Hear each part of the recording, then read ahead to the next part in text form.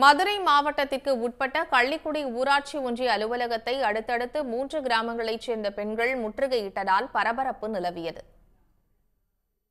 மதுரை மாவட்டம் கள்ளிக்குடி ஊராட்சி ஒன்றியத்தில் உள்ள பெரிய உலகாணி, புளியங்குளம், கூராயூர் உள்ளிட்ட 5க்கும் மேற்பட்ட கிராமங்களில் தேசிய ஊரக வேலை உறுதி திட்டத்தின் கீழ் வரத்து கால்வாய் மற்றும் கண்மாய் சீரமைப்பு பணிகள் மேற்கொள்ளப்பட்டது.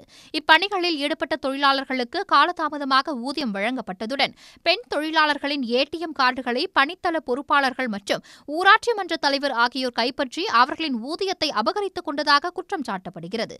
இதுவரை 6 லட்சம் ரூபாய் வரை அவர்கள் சுருட்டியிருப்பதாக குற்றம் சாட்டிய 3 கிராம பெண் தொழிலாளர்கள் இன்று ஊராட்சி ஒன்றிய அலுவலகத்தை முற்றுகையிட்டு போராட்டத்தில் ஈடுபட்டனர்.